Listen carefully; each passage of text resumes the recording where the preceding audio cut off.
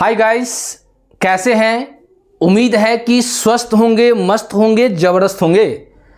तो आज जो है हम क्लास 12 का जो चैप्टर है पार्टनरशिप का जो लास्ट चैप्टर है, डिसोल्यूशन ऑफ पार्टनरशिप फॉर्म यानी कि साझेदारी फॉर्म का विघटन के बारे में बता रहे हैं। जो कि जैसा कि आप जानते हैं कि इससे पिछले क्लास में आपको हम बेसिक कंसेप्ट बताने का प्रयास किए, उससे रिलेटेड जर्नल एंट्री बताने का प्रयास कीजिए।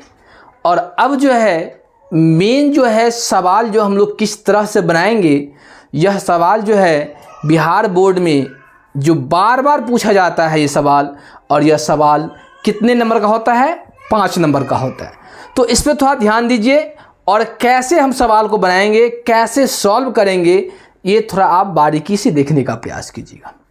और आपको हम बार बार यही चीज़ बताए थे, इससे पिछले वीडियो में बताए थे कि ये चैप्टर ऐसा है कि इस चैप्टर में जब तक आपको एंट्री नहीं समझ में आएगा तब तक जो है आप इस सवाल को सॉल्व नहीं कर सकते हैं। तो फर्स्ट ऑफ ऑल सबसे पहले आपको करना क्या होगा कि सबसे पहले आपको इस चैप्टर से रिलेटेड जो भी बेसिक कंसेप्ट है, जो भी जर्नल है जो आपको हम बताए हुए हैं, उसको पहले समझने का प्रयास करेंगे।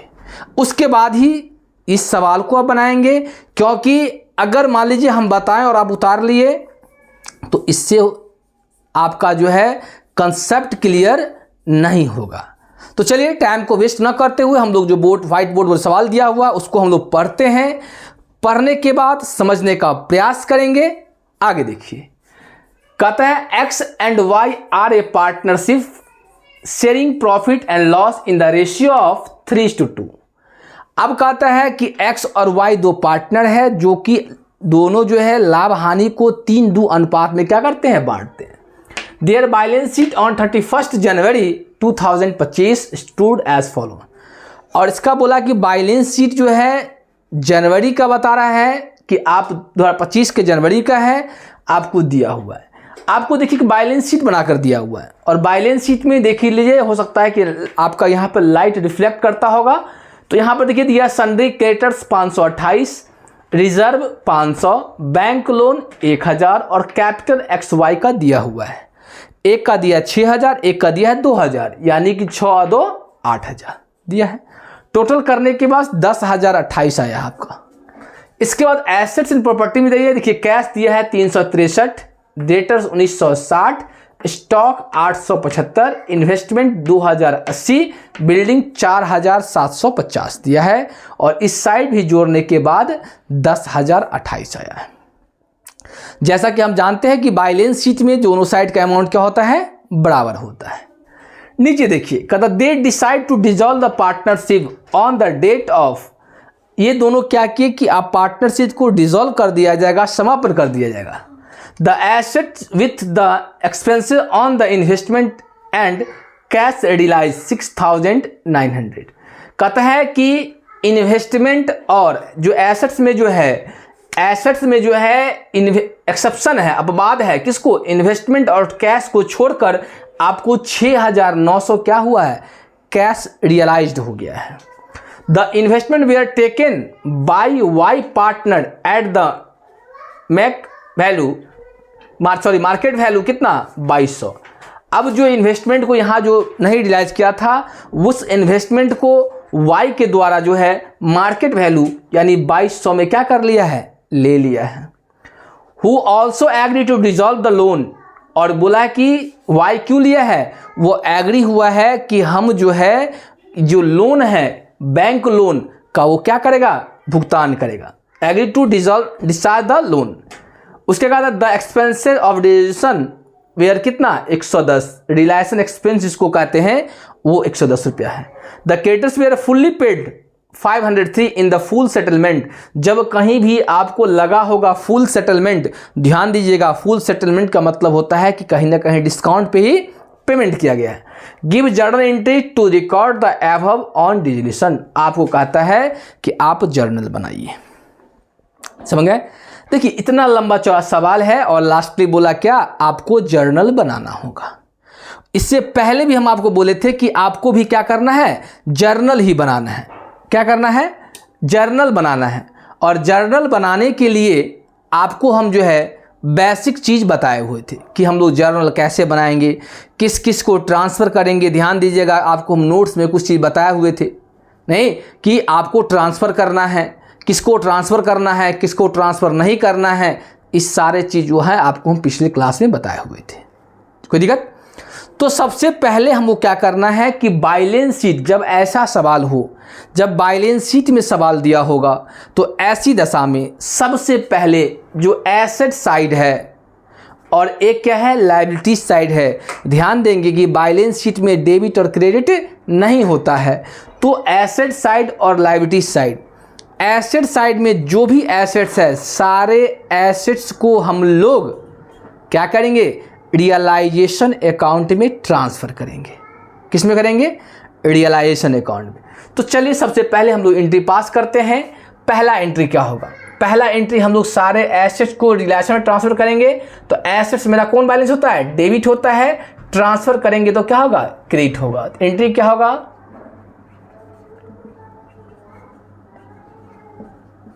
Realisation account debit to, assets का नाम दे, कैश तो होगा नहीं, डेटर्स, डेटर्स अकाउंट। टू क्या होगा, स्टॉक अकाउंट। टू क्या होगा,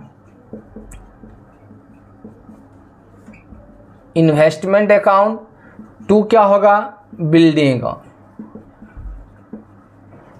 बिल्डिंग।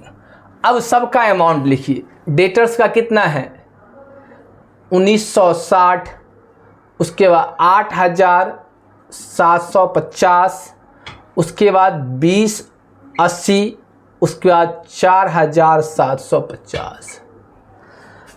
अब सब अमाउंट को जोड़िएंगे। जोड़ने के बाद आप यहाँ क्या करेंगे, इसको डाल दीजिएगा। नरेशन क्या लेंगे हम लोग, being all assets transfer to realisation account. बात समझ में आया क्या, कि जितना मेरा एसेट्स था सारे एसेट्स को हम लोग क्या कर दिए, ट्रांसफ़र कर दिए। कहाँ, रियलाइजेशन अकाउंट। कोई दिक्कत? आपको हम लिखाए थे कि रियलाइजेशन अकाउंट में सारे एसेट्स को ट्रांसफ़र करेंगे, लेकिन ध्यान देंगे cash, cash in hand, bank, cash at bank और प्रॉफिट लॉस के डेट बैलेंस को रियलाइजेशन में ट्रांसफ़र नहीं करेंगे, अगर आप नोट्स को बारीकी से पढ़े होइएगा। तो पहला हम लोग क्या किए, एसेट साइड कर लिए। दूसरा क्या है, हम लोग लायबिलिटीज़ को ट्रांसफ़र करेंगे। तो लायबिलिटीज़ को जो ट्रांसफ़र करेंगे तो दूसरा एंट्री क्या होगा, लायबिलिटीज़ में क्या है, क्रेडिटर्स है, रिजर्व को हम लोग ट्रांसफ़र नहीं करते हैं, बैंक लोन है नहीं, तो क्या एंट्री होगा, सन्ड्री क्रेडिटर्स अकाउंट डेबिट। उसके बाद bank loan account debit to realisation, realisation. अब सन्ड्री क्रेडिटर्स कितना है, 528। उसके बाद क्या है, 1000। टोटल को यहां आप जोड़ लेंगे। नेशन क्या होगा, being all liabilities transfer to realisation account. समझ में आया? कोई दिक्कत यहां तक कि एसेट्स को ट्रांसफर कर दिए, लायबिलिटीज को ट्रांसफर कर दी, दो बात। तीसरा बात देखिए, एसेट्स में कैसा कोई लॉस है जिसको बांटा जाएगा, नहीं है, लेकिन लायबिलिटीज साइड में एक रिजर्व है, जिस रिजर्व को हम लोग बांट देंगे पार्टनर्स के बीच में। तो रिजर्व मेरा क्या होता है, इनकम होता है। इसको अगर बांटेंगे तो क्या होगा, reserve account debit, reserve account reserve account debit to partners का नाम क्या है, X capital account, X capital account, और टू क्या होगा, वाइस कैपिटल अकाउंट। कितना, देखिए रिजर्व कितना है, 500 है, तो यहाँ देंगे 500। अब इसको 500 को बांटेंगे किस रेशियो में, 3:2 में। किस में, 3:2 में। हाँ अच्छा, बांट कर दिखा दे, मतलब जोड़ने के लिए आप नहीं कहे हैं कि जोड़ दीजिए, लेकिन बांटने के लिए बांट दीजिए, कोई दिक्कत नहीं। अब हमको पता है आप जोड़ सकते हैं, बांटने हैं कैसे। देखिए यहाँ पे कुछ वर्किंग नोट आपको बताते हैं। वर्किंग नोट, अगर मान लीजिए कि बांटेंगे किसके, रिजर्व को बांटेंगे x एंड y के बीच में, रेशियो क्या होगा, 3:2। अगर x को होगा कितना है, रिजर्व कितना है, रिजर्व कहाँ गया 500, तो 500 गुने 3 है तो 3 बट्टा कितना, 3 है 2 5। और y की बात करें तो फिर 500 गुने 2 बट्टा कितना होगा 5, ये कट गया तो कितना होगा 100, यानी ये होगा 300 और ये होगा 200। बांटने के बाद बांटेंगे तो आएगा ये 300 आएगा, ये 200 आएगा। आप लिख सकते हैं being reserve distributed in old ratio is 3:2। बांट। अब क्या हुआ कि अब जो है मेरा बैलेंस शीट के अंदर का जो काम हुआ हम कर लिए। अब क्या करना है, अब जो हमको करना है, अब नीचे लिस्ट में देखिए, यहाँ पढ़ लिए थे कि they decide to dissolve a partnership on the date of the assets will be exception on the investment and cash realise. मतलब एसेट साइड जितना था जिसको ट्रांसफ़र किए थे उसमें से इन्वेस्टमेंट और कैश को छोड़कर 6,900 क्या हुआ, आपको पैसा रियलाइज हुआ। तो रियलाइज होगा तो पैसा मेरे पास आएगा, जैसा कि हम आपको एंट्री में लिखाए थे कि एसेट्स बेचने के बाद पैसा आता है, तो हम एंट्री लिखते हैं कैश या बैंक अकाउंट डेबिट, कैश या bank account debit to realisation account. हो गया कितना, 6,900 और तो यहाँ भी होगा 6,900। नेशन क्या होगा, being cash realised from assets. कोई दिक्कत, यहाँ तक तो हम लोग बात कर लिए, यहाँ तक कोई दिक्कत है किसी को नहीं ना। अब देखिए अब क्या होगा, अब कह रहा है क्या कि the investment were taken over by Y at the market value कितना 2200। अब देखिए इन्वेस्टमेंट मेरा कितना था 2,880, लेकिन वाई कितना मिल लिया, मार्केट वैल्यू उस समय कितना था 2200 रुपया मिल लिया। तो वाई लेगा नहीं, किसको लेगा, इन्वेस्टमेंट को लेगा, और इन्वेस्टमेंट मेरा एसेट्स होता है। तो ऐसी दशा में हम लोग क्या करेंगे, यहाँ पे हम लोग कर देते हैं क्या, चलिए चौथा के बाद पांचवा एंट्री देख लीजिए, ध्यान से देखिएगा। तो यहाँ लिखेंगे Y's capital account debit to realisation account, कितना 2200 डेबिट होगा तो 2200 क्रेडिट होगा। नरेशन होगा बीइंग किसका, इन्वेस्टमेंट को, investment take over by Y's. समझ में। अब क्या किया, इन्वेस्टमेंट को कौन ले लिया है, वाई ले लिया है। यहां तक हम लोग क्लियर हुआ।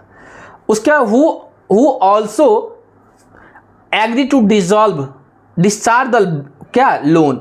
अब क्या किया कि वो बोला है हम एसेट्स लेंगे और लोन का भी पेमेंट कौन करेगा, लोन का भी वाई करेगा। अगर वाई पेमेंट करता है तो छठा एंट्री देखिए, तो एंट्री होगा realisation account debit to Y's capital account. कितने का लोन है, देखिए यहाँ पे लोन के बारे में नहीं दिया है कि हम फुल सेटलमेंट में किए हैं कि कितना किए हैं, बट लोन आपका कितना है 1,000 है, तो यहाँ 1,000 भुगतान करेगा, 1,000 नहीं। और नयासन हम लोग लिख सकते हैं being bank loan paid by wise capital. कोई दिक्कत? अब कहता है, यहाँ तक हो गया। अब कहता है the expenses of dissolution were कितना 110। आपको एक हम एंट्री लिखाए थे जिसमें आप देखे होइएगा कि रिलेशन एक्सपेंस का भुगतान करेंगे तो क्या एंट्री होगा। तो हम लोग वही कहता है कि डिसोल्यूशन एक्सपेंस भुगतान करेंगे तो एंट्री क्या होगा, कहाँ पर लिखें बताइए, बोलिए। मिटाएं इसको, चलिए मिटाते हैं इसको। चलिए आपको एक बार नोट करना है तो नोट कर लीजिए, पहले देख लीजिए, नहीं तो हम इसको मिटाएंगे। देख लीजिए एक बार, देख लीजिए इसको, अगर नोट करना है तो नोट कर लीजिए, तो हम इसको मिटाएंगे। देख लीजिए, चलिए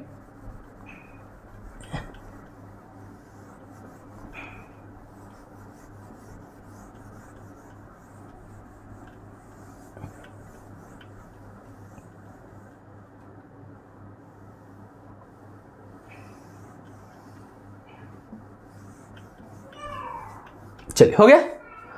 चलिए अब देखिए रिलेशन एक्सपेंस हम लोग क्या करेंगे, पेड करेंगे। तो छठा एंट्री के बाद सातवां एंट्री क्या होगा, सातवां एंट्री होगा realisation expense account debit to cash या बैंक अकाउंट। देखिए हम दो लिख रहे हैं, कैश या बैंक, आप कोई एक लिखेंगे। अब वो क्या लिखेंगे, बैलेंस शीट में अगर कैश दिया है तो कैश लिखेंगे, अगर यहाँ मान लीजिए कि अगर बैंक होता तो आप बैंक लिखते, कोई दिक्कत। कितना कर रहा है 110, 110। नेशन क्या होगा, बीइंग रियलाइजेशन एक्सपेंस पेड हो गया, यानी वसूली का भुगतान हो गया। चलिए उसके बाद कहता है the creditors were paid 503 in full settlement. अब जो क्रेडिटर्स था 528, इसको जो है पूर्ण रूप से मतलब फुल सेटलमेंट में इनका क्या किए हैं, भुगतान किए हैं। जब वहाँ पर फुल सेटलमेंट लगा होगा तो ध्यान दीजिएगा कि फुल सेटलमेंट में हमेशा टोटल अमाउंट पेड नहीं किया जाता है, तो हम लोग इसको पेमेंट करेंगे। एंट्री सेम होगा क्या,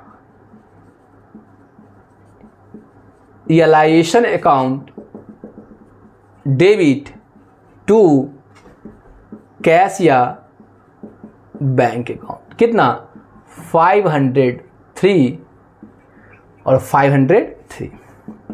नरेशन क्या होगा, बीइंग सन्ड्री क्रेडिटर्स पेड हो गया। ये आपका क्या था, एंट्री था, 8 को एंट्री। लेकिन ध्यान दीजिएगा 8 एंट्री के बाद भी एंट्री बन सकता है। अब कहिए कैसे बन जाएगा। अब यहां पर क्या दिया है, give journal entry to record the above dissolution. अब देखिए इसके एबव पूछ रहा है, समझे। अब इसमें जो दिया है उसका एंट्री हम किए, इसमें और एंट्री बन सकता है, क्योंकि हम आपको ध्यान दिया होगा कि क्वेश्चन हम लिखाए थे कि साझेदारी के विघटन पे कौन कौन से आवश्यक खाते खोले जाते हैं। तो आप जैसा कि बताए थे कि realisation account, partners capital account, bank loan if required अगर मान लीजिए आवश्यकता होगा तब, और कैश या बैंक अकाउंट। तो अगर मान लीजिए कि इससे जितना एंट्री हम बताएं, 8 एंट्री बताएं, और 8 एंट्री से आप बनाएंगे रियलाइजेशन अकाउंट। क्या बनाएंगे, रियलाइजेशन अकाउंट बनाएंगे। तो उस रियलाइजेशन अकाउंट में क्या होगा, जब बनाएंगे तो वहाँ से या तो प्रॉफिट होगा नहीं तो लॉस होगा ना। तो उस प्रॉफिट लॉस को हम लोग क्या करेंगे, फिर बाय एंट्री के माध्यम से इसको क्या करेंगे, डिस्ट्रीब्यूट करेंगे, बांटेंगे। और बांटने के बाद इतना ही नहीं, अगर ये बांट लेते हैं तो एक एंट्री बट जाए, वहाँ से बट गया। जब हम लोग रियलाइजेशन अकाउंट बन जाएगा तो हम लोग बनाएंगे partners capital account. Partners capital में भी या तो वहाँ पेमेंट किया जाएगा या तो वहाँ से रिसीव किया जाएगा। तो 2 एंट्री आपको वहाँ से भी बन सकता है। तो अप्रॉक्स जो है 3 एंट्री और बन सकता है, बट इस क्वेश्चन में बनाने की आवश्यकता नहीं है, क्योंकि यहाँ पे एबव शब्द का प्रयोग किया गया है। जो ऊपर दिया उसका बनाइए, तो हम लोग ऊपर ही बनाएंगे। सिर्फ एंट्री बनाने के लिए कहता है, नहीं कह रहा है आपको कि रियलाइजेशन अकाउंट बनाने के बाद एंट्री बनाइए। अगर क्वेश्चन में कहेगा रियलाइजेशन अकाउंट बनाइए तो स्वाभाविक सी बात है, रियलाइजेशन अकाउंट बनाने से या तो प्रॉफिट निकलेगा नहीं तो लॉस होगा। फिर उस लॉस को हम लोग पार्टनरशिप के डिस्ट्रीब्यूट कर देंगे तो फिर एंट्री बढ़ जाएगा। जैसा कि हम आपको बताए थे, एंट्री में लिखाए थे कि अगर क्या रियलाइजेशन प्रॉफिट होगा तो क्या एंट्री होगा, रियलाइजेशन लॉस होगा तो क्या एंट्री होगा, आपको हम बताए हुए थे। समझ में आया? यहाँ तक किन्हीं कोई परेशानी है तो बताइए, देख लीजिए, एक बार देख लीजिए, फिर जो है हम लोग आगे की तरफ बढ़ेंगे। यहाँ तक देख लीजिए, देख लीजिए यहाँ तक। किन्हीं को कोई समस्या है किसी प्रकार का तो आप पूछ सकते हैं, नहीं तो अभी जो हम सवाल बताए हैं ऐसा ही पैटर्न का सारा सवाल इस चैप्टर में बनेगा। दो ही चीज़ कंसेप्ट था, एक तो एंट्री के माध्यम से, जो कि आप अगर इलस्ट्रेशन बनाए होइएगा 4-5-6 तक इलस्ट्रेशन बनाए होइएगा तो आपको वहाँ से यही मिला होगा एंट्री के माध्यम से कैसे बनाते हैं, और दूसरा ये कि बैलेंस शीट के माध्यम से हम लोग कैसे बनाते हैं। अगर इसको आप बारीकी से समझ लेते हैं, अच्छे से समझ लेते हैं, तो उम्मीद है कि इस चैप्टर में आपको कहीं भी दिक्कत नहीं होगा। अगर नहीं समझ में आता है तो एक बार नहीं 100 बार ध्यान से पढ़िए, ऑटोमेटिक समझ में आएगा। कोई दिक्कत?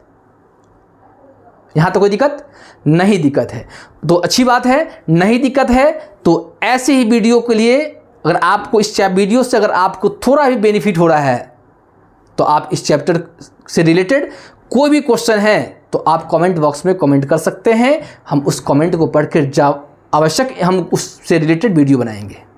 तो आज का क्लास हम यहीं पे एंड करते हैं।